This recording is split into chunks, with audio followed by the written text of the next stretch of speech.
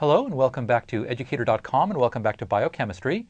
So today we're going to be talking about secondary, tertiary, and quaternary structure. Actually, we're only going to mention tertiary and quaternary structure towards the end. I'm not really going to discuss it too much.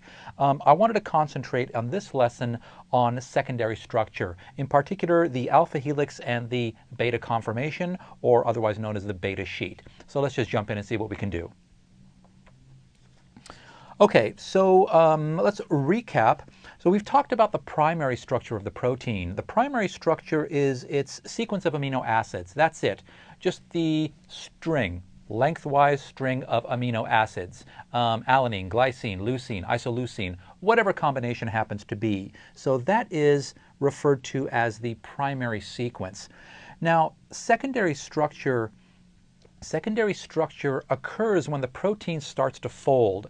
Now, the complete folded protein, that's the tertiary structure.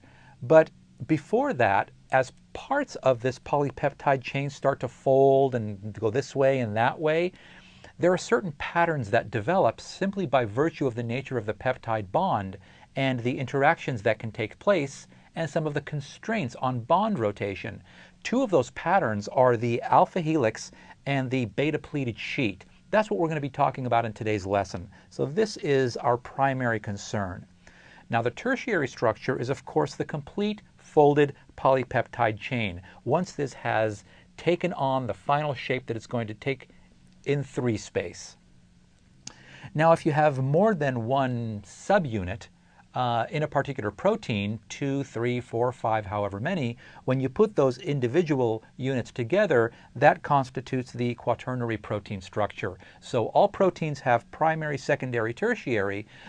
Some proteins that have multi-subunits, they're the ones that have the quaternary structure. Okay, so let's get started. Now, let's see. Weak interactions among the amino acids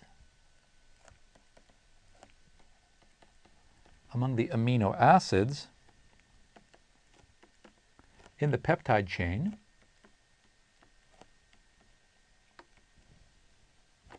gives rise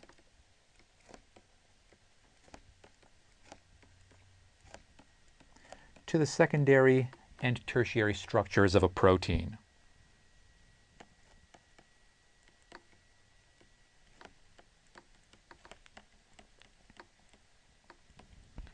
Okay.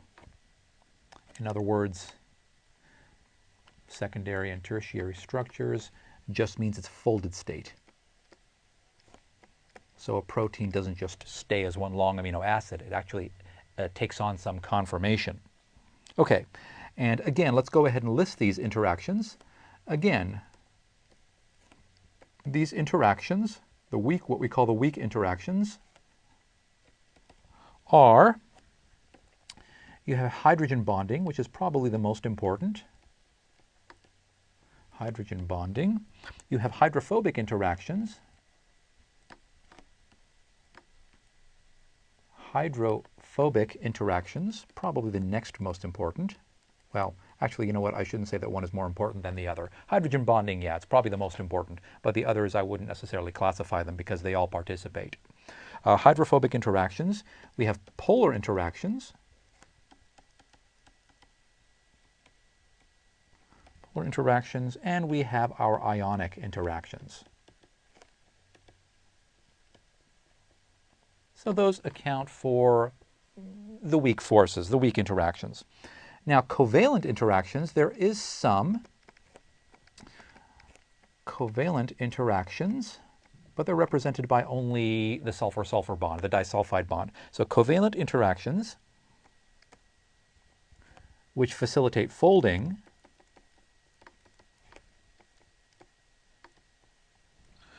include the disulfide bond. That's about it. And we've talked about the disulfide bond when we talked about amino acids. Oh, primary sequence. Okay, disulfide bonds. Okay. Now, two principles Two principles govern the folding patterns we'll discuss. So these are the two principles that you just want to keep in the back of your head. Well, not necessarily just in the back of your head, but we're not going to discuss them more than just mentioning what it is that they are. So two principles govern the folding patterns that we'll discuss. One of them is that the hydrophobic amino acid side chains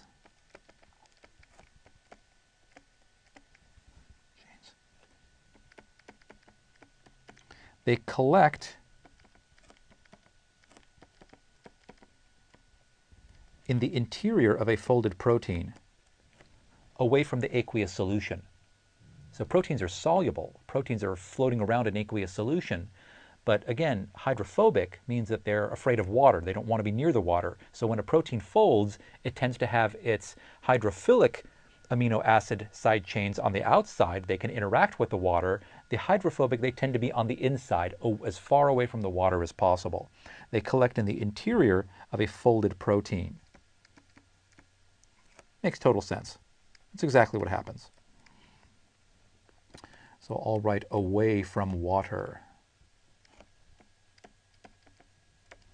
Okay, and 2, hydrogen bonds are maximized. So again, hydrogen bonding, very, very important for protein folding.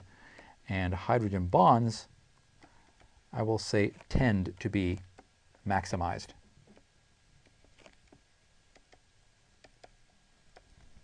Okay, let's go ahead and recall the peptide bond. So the peptide bond, let me see, let me go to blue here. So let's recall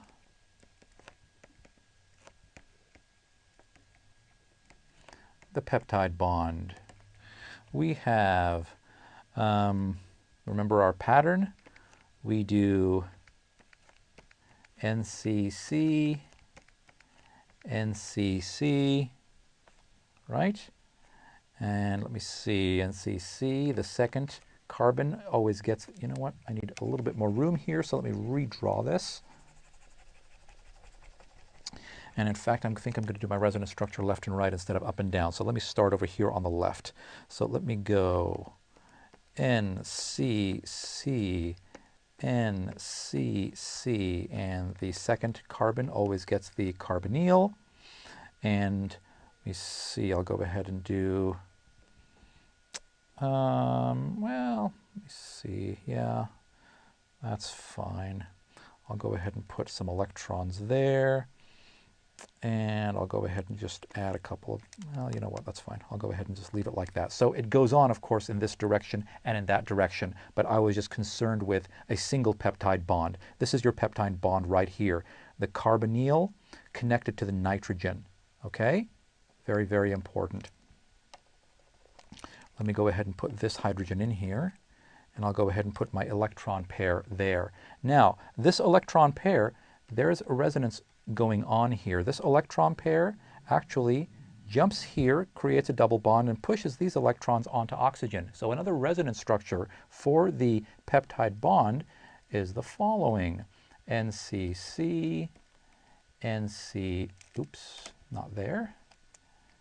NCC, jumping the gun a little bit.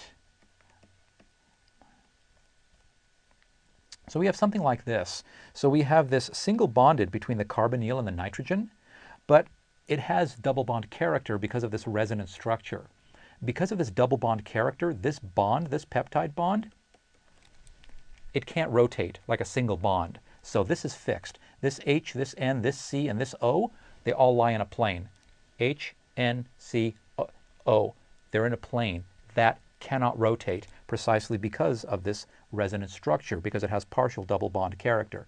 It isn't a complete single bond. It isn't a complete double bond. It's a resonance. There is resonance going on. Electrons can move. So